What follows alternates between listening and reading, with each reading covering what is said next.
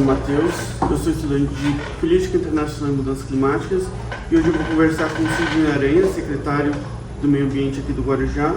Você poderia me falar sobre você e seu papel no meio ambiente? Bom, eu sou secretário municipal aqui na cidade do Guarujá, litoral de São Paulo, lidero uma equipe em que nós aqui, nossa função aqui é implementar políticas públicas de proteção ambiental nos seus mais diversos segmentos. Tem aqui conosco o nosso diretor de pesquisa, Cleiton Jordão. É uma função não só de proteção, mas também de convencimento de que a proteção ambiental ela é importante não só para o Guarujá, para o Brasil, mas para o mundo. Perfeito. Existem políticas climáticas aqui para o Guarujá ou não? Não, existem. Assim, o que nós talvez fazemos diferente dos demais municípios é que ultimamente aqui no Brasil se tem colocado da importância de planos municipais de mudanças climáticas, né? Primeiro, nós entendemos que os efeitos das mudanças climáticas, elas não respeitam fronteiras, né? Então, quando você se fecha em grupo ou em fronteiras e entende que isso vai dar resultado e só por conta de uma exigência do Ministério ou de um órgão fiscalizador você faz um plano de mudança climática, se é isso que vocês estão perguntando, nós não fizemos essa opção. Qual a opção que nós fizemos? Nós, quando chegamos aqui em janeiro de 2017, nós optamos por entender o que nós queríamos proteger. Nós fizemos inúmeras pesquisas aqui no Guarujá, que é uma ilha oceânica, a cidade em que você nasceu.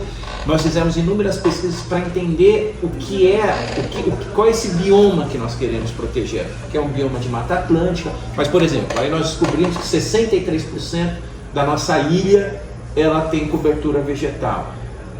Quando chegamos aqui tinha uma unidade de conservação sem plano de manejo. Fizemos o plano de manejo dessa unidade de conservação. Criamos a segunda unidade de conservação. E a partir daí, com a diretoria de pesquisa, que o Cleiton hoje ele é o diretor, nós ampliamos as pesquisas no Guarujá. Temos pesquisa sobre o Atlas da Poluição, para identificar as ilhas de calor na cidade, onde a nossa floresta urbana ela é ineficiente, onde nós tínhamos que avançar com a plantação de árvores. Por exemplo, na área de resíduos, criamos uma rota tecnológica e criamos um centro de gerenciamento de resíduos a partir do estudo do ITT, Instituto de Pesquisa e Tecnologia. Então, quando nós tratamos a mudança climática de forma transversal, e quando nós dissemos para você que tratamos ela de transversal, é porque ela está um pouquinho em cada pesquisa nossa que o Cleiton pode ajudar. Por exemplo, temos pesquisas na área da praia, né, Cleiton? Da praia, inclusive essa pesquisa na praia é feita pela Universidade Federal, onde é coletada uma amostra de areia, né, e uma amostra de água, onde a ideia da pesquisa inicial o objeto da inicial é fazer o levantamento aí de possível contaminação por esgotamento sanitário. E aí, só que para ele fazer essa análise, ele precisa entender a hidrodinâmica da maré. Então, em cima desses dados, ele consegue fazer um fato histórico, né? Pegar mapeamentos antigos e aí o mapeamento agora real para saber esse nível de subida e descida da maré. E o que é interessante, assim, ele vem fazendo também essas análises nos locais onde tem dunas, onde tem jundu, né? Então, aí é uma pesquisa que acabou num objeto pequeno, ele cresceu porque hoje ele tem dados suficientes para falar, o jundu é importante para as praias, né? E a restinga, né? O jundu, e as dunas também. Porque os locais onde contém ressaca, onde tem dunas e onde tem jundu, né, o impacto é menor. Então essas pesquisas, elas demonstram para a gente o quanto que a gente vem avançando.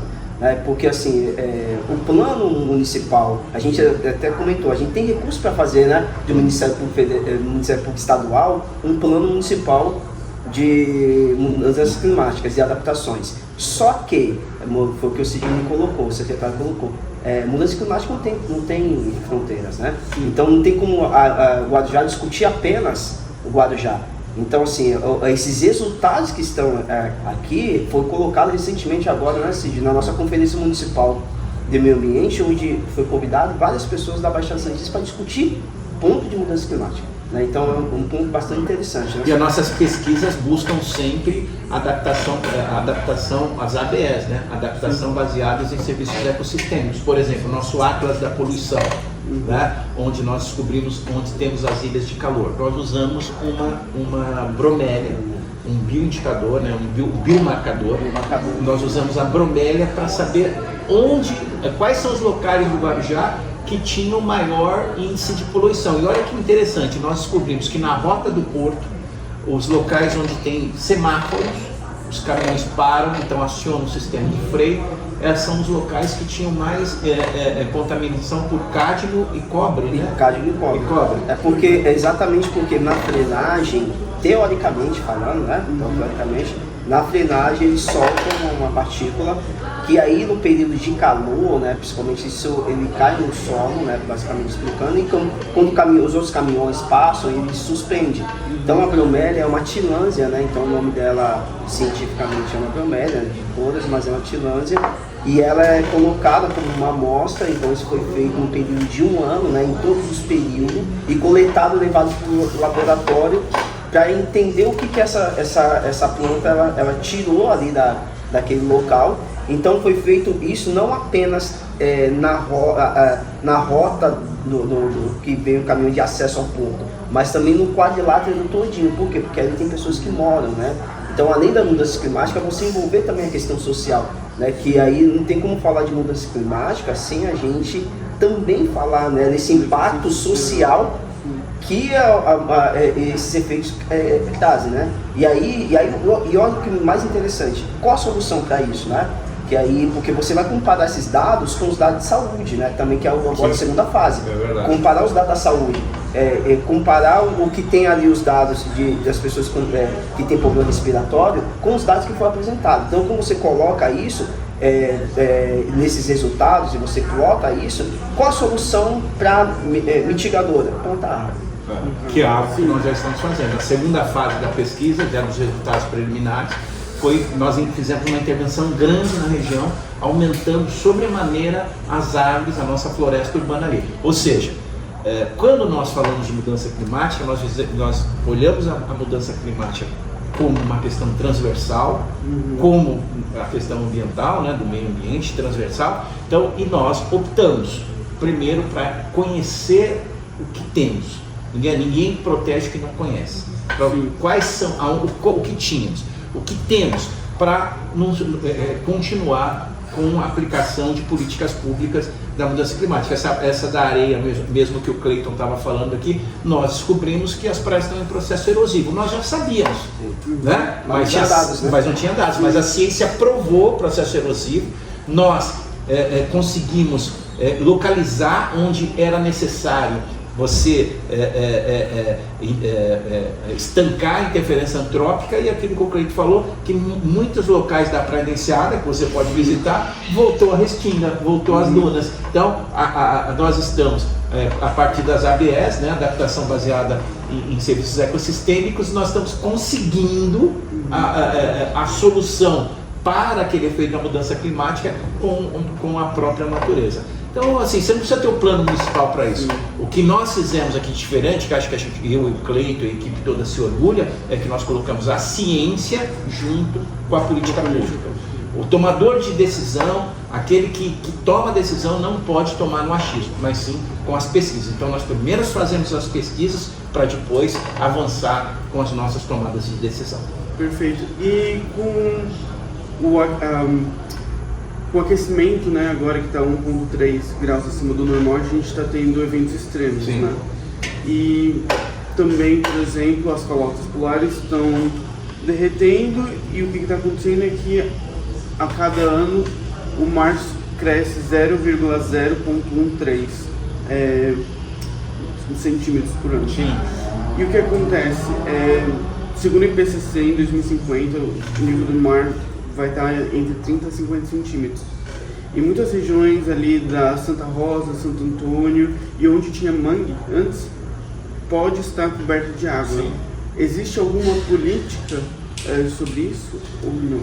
Sim, nós interessante também dizer de outra pesquisa, Cleiton, nossa, que nós, para você entender quais são os efeitos dessa subida do oceano, você tem que entender onde e como esses mangues foram ocupados. Então nós já descobrimos, por exemplo, que aqui na região da ilha onde fica Porto de Santos, o Porto de Santos, que é o maior porto do Brasil, ele não fica só em Santos. Da América Latina. E aí, da América Latina também. De 35% a 38% desse porto fica no Guarujá. Esses terminais instalados aqui, de 1960 até hoje, eles aterraram 77%. Nós fizemos uma pesquisa sobre isso, do engenheiro cartógrafo Danilo, um colega nosso. 77% dos mangues do Vicente Carvalho foram aterrados pelos terminais portuários. Hoje nós trazemos uma discussão, já vou te responder isso, mas hoje nós trazemos uma discussão. Embora esses terminais foram instalados numa época em que o Brasil não tinha uma discussão sobre as políticas ambientais, aliás, o mundo não tinha, o mundo começa a ter a partir de Estocolmo 72, com Raquel Corson, né? Primavera Silenciosa, enfim. Então, embora nessa ocasião eles não tinham a obrigação de fazer licenciamento ambiental, a discussão hoje que nós municípios, nós que somos responsáveis por políticas públicas municipais, colocamos é o seguinte: os serviços ambientais não prestados dos mangues não pode ser fotografado só no momento da instalação. O que eu quero dizer para você é que esse 77% de mangue aterrado, ele impacta a não prestação de serviços ecossistêmicos até hoje, em 2023. Então, nós precisamos rediscutir o valor desses serviços ecossistêmicos não prestados, porque o aumento na maré, o aumento é algo que acontecerá. A ciência já provou isso. Quem paga a conta da remoção e desses efeitos?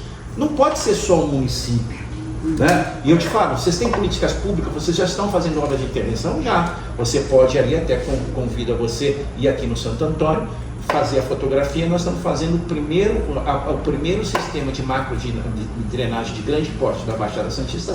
A primeira grande obra está sendo feita por nós. Nós vamos fazer um dique em torno de todo o Rio Santo Amaro, o rio que margeia ali o Santo Antônio, e vamos fazer 3 grandes piscinões. Mas essa obra, Matheus, é uma obra de 100 milhões de reais, que está sendo paga pela população do Guarujá através dos seus impostos. Em contrapartida, perceba você, nós temos inúmeras indústrias, e aqui nós não estamos aqui acusando atividade econômica, mas nós estamos dizendo que nós temos que aplicar na veia o princípio poluidor-pagador, né? Ele utiliza ele utiliza aquela área que antigamente prestava um serviço ecossistêmico para desenvolvimento econômico. Ótimo. Já que esse serviço ecossistêmico de drenagem, entre outras coisas, que o mangue presta, se isso não funciona, ele tem que pagar por aquilo que o mangue deixou de prestar ao ONU. Eu acho que dá para entender. E é tão verdade isso que o Sidney está colocando, com base nos dados até do Danilo, que defendeu o mestrado dele em cima desse tema.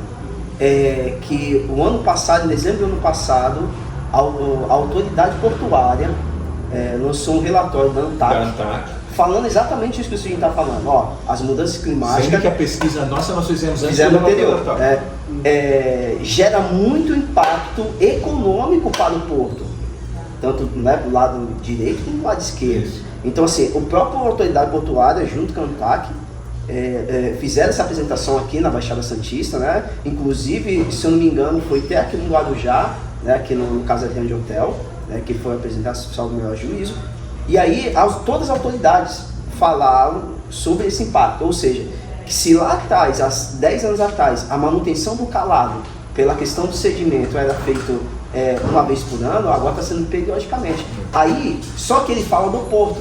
Agora vamos imaginar isso para a cidade, que é o que o Sidney está comentando. Assim, se o sedimento do porto eles têm que fazer periodicamente, imagina a drenagem urbana. Sim. Né? Então, assim, porque é uma ilha. Então, se a gente está numa ilha, a gente tem que imaginar que o impacto do porto reflete diretamente as cidades próximas ao porto. né? Exatamente, assim. Então você precisa analisar esse relatório do ponto de vista local, porque uma das coisas que é falado, que pouco se discute, sem parte nessa tecla, o Estado discute isso, o governo federal discute isso, mas onde que o problema acontece e onde tem que ser resolvido? Nas cidades. Sim, né? Porque a gente tem aqui, você é jovem, a gente tem um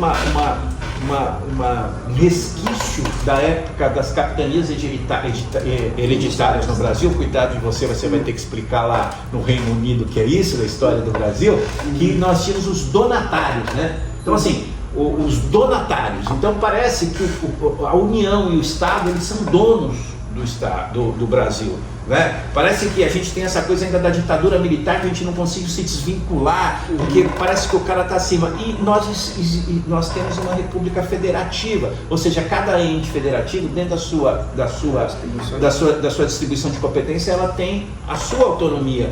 E do ponto de vista concreto, olha que interessante, do ponto de vista concreto, o que existe só são os municípios, porque o Brasil só existe porque ele é a união de 6 mil municípios. Né? Então o que o Cleiton está dizendo, o que a gente sempre disse aqui é o seguinte: o Porto de Santos, ele não é algo sozinho, ele tem que dialogar, porque para você acessar o Porto, você tem que passar pela cidade, o Porto está numa cidade. Então a gente só está dando Porto, quando a sua pergunta é sobre os efeitos da mudança climática e o aumento do nível do mar. Por exemplo, eu te falei na primeira etapa aqui, as nossas unidades de conservação é uma forma de resposta às mudanças climáticas, porque nós fazemos agora gestão de território. As pessoas, para construírem alguma coisa nas suas unidades de conservação, e mesmo que são unidades de conservação de manejo sustentável, APA, ela tem que passar pelo Conselho Gestor. O Conselho Gestor tem que discutir as salvaguardas ambientais, e nós entendemos que a Baixada Santista, que para mim também deveria mudar de nome, porque Baixada Santista não é um nome inclusivo, parece que é Santos, só Santos, para mim é Litoral Centro. O Litoral Centro deve discutir essa questão como um todo, porque quando subir 50 centímetros, não vai alagar apenas o Santo Antônio, que já tem uma obra de macrodrenagem. E aconselho que você faça a fotografia do seu trabalho, essa é a primeira obra de macrodrenagem com vistas às mudanças climáticas do Brasil. Está acontecendo aqui no Guarujá, mas a ponta da praia, por exemplo, de Santos, vai alagar. A zona noroeste de Santos vai alagar, e a Praia Grande, São Vicente, tantas outras áreas. Aliás, não é por menos que em várias COPs, quem abre as COPs são aqueles presidentes de países que são pequenos países, que já se dão, que são, nós vamos ter os retirantes climáticos, países inteiros vão desaparecer. E o que é interessante assim a gente discutir, assim, eu sempre comento sobre isso. A questão de mudança climática, ele não está apenas focado no aumento do mar, né? Então assim, do oceano. Mas a gente discute, né, Sidney, isso daí também, assim, sobre os eventos extremos de chuva. Sim. Né? Que é uma desculpa. Não antecipa. Que é uma das coisas também que preocupa a gente, mas eu não vou nem estar agora nesse método. Isso só foi para comentar um pouco da questão, o porquê que a gente fez as unidades de conservação. Se você pegar, e aí foi uma discussão, né, Sidney, que foi feito lá, e levou essa discussão lá para o ICN, né, no Congresso de Marselha, na França, sobre a importância de preservar os patrimônios ambientais dentro do município. Porque Guarujá, diferente das outras cidades da Baixada Santista, da maioria, né, vamos dizer, tem o seu patrimônio ambiental na cidade. Se você pegar as outras cidades, o patrimônio ambiental delas está inserido dentro do Parque Estadual da Serra do Mar. Nós estamos falando que essa porcentagem de 60% que o município tem está dentro do território municipal. Independente, o que o Cleiton está dizendo é o seguinte: todas as cidades da Baixada Santista se ufanam ou se vangloriam por unidades de conservação, mas são unidades de conservação ou federal ou estadual. A nossa não, a nossa são municipais, nós optamos por isso. Então, quer dizer, eu acho que isso é um grande diferencial. E também acho que é importante, você vai perguntar de eventos extremos, mas eu quero lembrar isso para você, porque a gente tem trabalhado muito forte aqui. Eu tenho até um artigo sobre isso, a Nancy agora vai passar para mim, vai me passar, eu passo para você, que a gente tem batido muito aqui na questão desse patrimônio que você falou, da cabeça, da relação socioemotiva mesmo, da questão da vegetação. Por que as pessoas gostam tanto dos pets? Porque os cachorros, os gatinhos, o animal de estimação ganhou tanta força no mundo, né? Então assim, você vê hoje os vídeos de gatinho estourando no Instagram.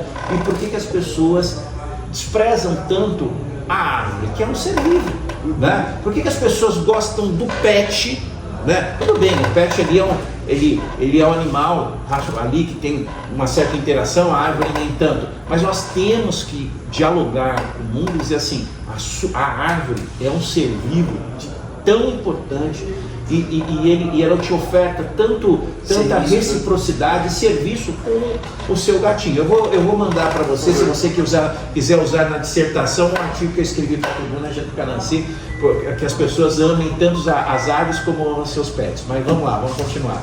Tá, a quarta e última questão é basicamente o seguinte. Mesma racionalidade aqui do terceiro, né, que o nível do mar está subindo, quanto mais água, mais evaporação. Sim.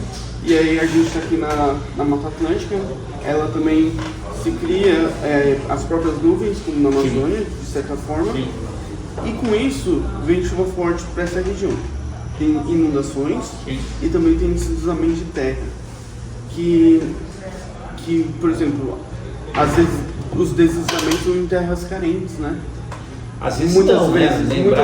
Lembrar que 2 anos atrás a maior tragédia da história do Guarujá aconteceu em março de 2021, né?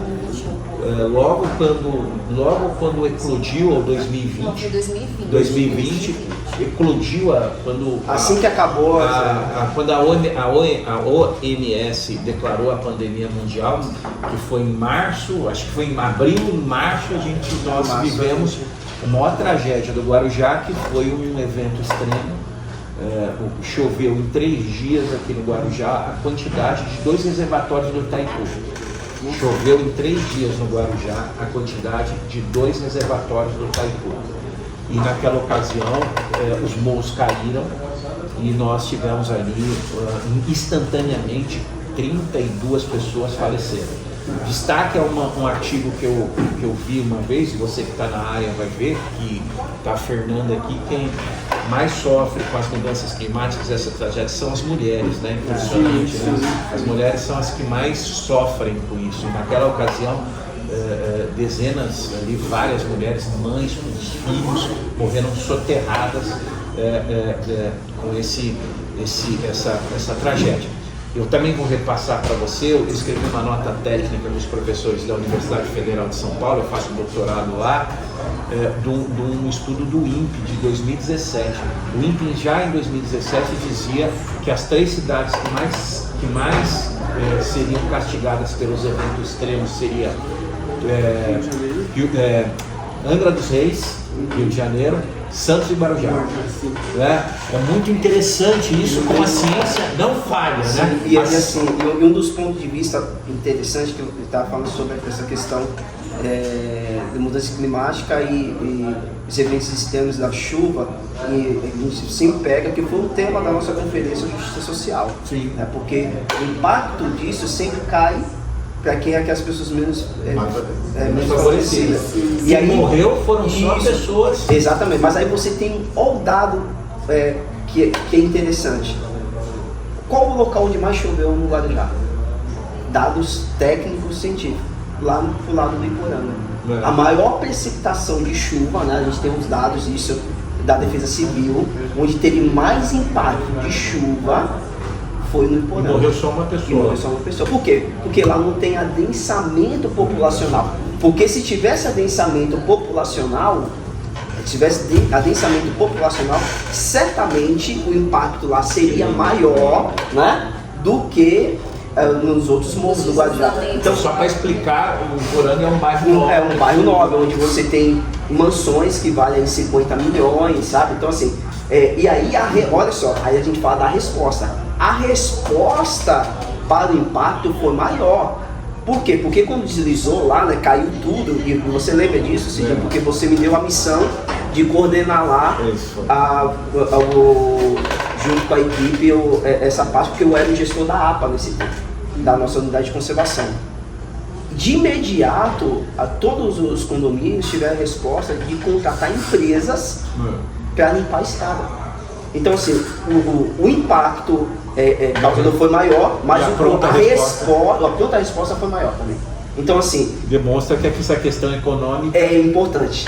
Então, assim, para você ver todas as intervenções geotécnicas, eles fizeram muito rapidamente, né? De intervenção de encosta. E estou falando isso, assim, coisa de um mês, eles já estavam com as encostas deles todas, porque teve rochas que rodou e atingiu mansão. Mas no mesmo dia, olha, impressionante, no mesmo dia o cara trouxe uma máquina de São Paulo para triturar Então, assim, a pronta resposta para isso, ela é... E aí onde a gente discute a questão da justiça climática que o Sidney estava comentando, dessa migração de pessoas, né, que estão sendo já impactadas, né? Não, e acho que a questão do porto que a gente falou de 77% do ano também é uma resposta. Você vê, por que Vicente Carvalho tem um problema de estrangulamento da sua macrodrenagem? Porque 77% da área que presta o serviço para o sistema de fazer a drenagem dessas chuvas intensas, ela está impactada com terminais, para a instalação de terminais portuários. Então, quer dizer, e aí fica aí o que você tem que fazer? É muito mais difícil, muito mais caro você tratar a macrodrenagem do Vicente Carvalho, porque você vai ter que fazer piscinões para reter essas águas, a água no momento do evento extremo, para depois liberar. Penso que o Brasil, sobretudo em ilhas como a nossa, áreas costeiras como a nossa, tem que rediscutir essa questão da forma que nós tratamos a drenagem de água pluvial.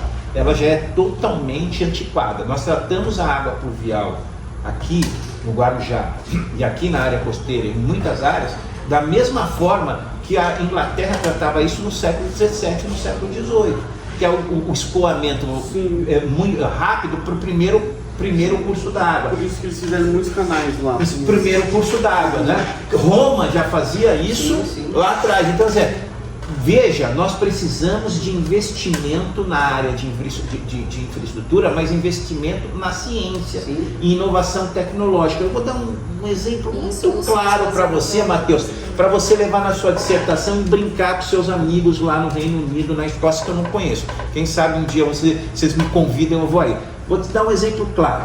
Você concorda comigo que o saneamento ambiental é um setor de infraestrutura fundamental para a questão das mudanças climáticas? Ele não é um dos mais importantes. Ele gera aí, de acordo com os estudos, ele impacta no aquecimento global, na emissão do GEE, né, dos gases de efeito estufa, num 4 a 5%. Né? O grande problema do Brasil é a troca de solo, é o desmatamento, é trocar a floresta por pasto, diferente dos outros países desenvolvidos, que é a descarbonização. Mas no Brasil, de 4 a 5% a questão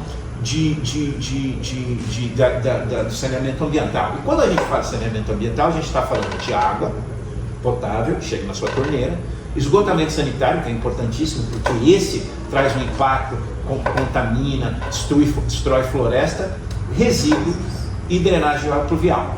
Esses dois são os dois patinhos feios, porque o esgoto tem um apelo muito forte de saneamento e tem investimento de grandes empresas. Resíduo e água pluvial, a gente já se consensuou aqui que a forma que fazemos de drenagem de água pluvial é muito antiga, do século XVI e XVII, né? Quando lá se discutia a cólera, quando o Snow descobriu a cólera lá, né? Que aí já faziam esse tipo de drenagem por afastamento rápido do primeiro córrego. Mas olha só como o mundo é antigo em algumas coisas. Você sabe qual é a maior inovação tecnológica? Vocês já sabem que já ouviram falar. Você sabe qual é a maior inovação tecnológica na área de resíduos do mundo? Resíduos, de resíduo. De resíduo, do lixo do mundo. Sabe qual é a maior inovação tecnológica? É a lata de lixo, que é do século XVII.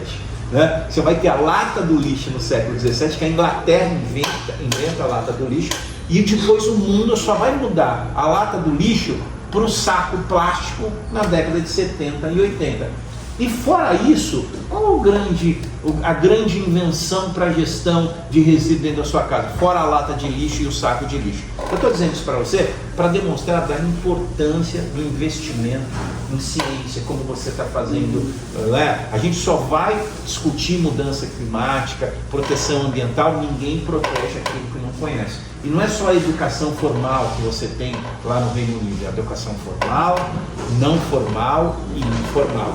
Hoje a minha avó, ela talvez, ela oferta perigo ao meio ambiente mais do que o meu filho, porque o meu filho já entende que ele tem que fazer gestão de resíduo, fazer reciclagem, ele já entende que a árvore tem um grande problema. A minha avó via os velhos bang da Record, que você e esse pessoal nem lembra, aqueles filmes de faroeste da colonização americana, onde o Clint Eastwood, né, ia pro oeste e os caras, o herói era quem? O herói era o cara que matava índio, povos originários, e o cara que metia um machado para derrubar a árvore.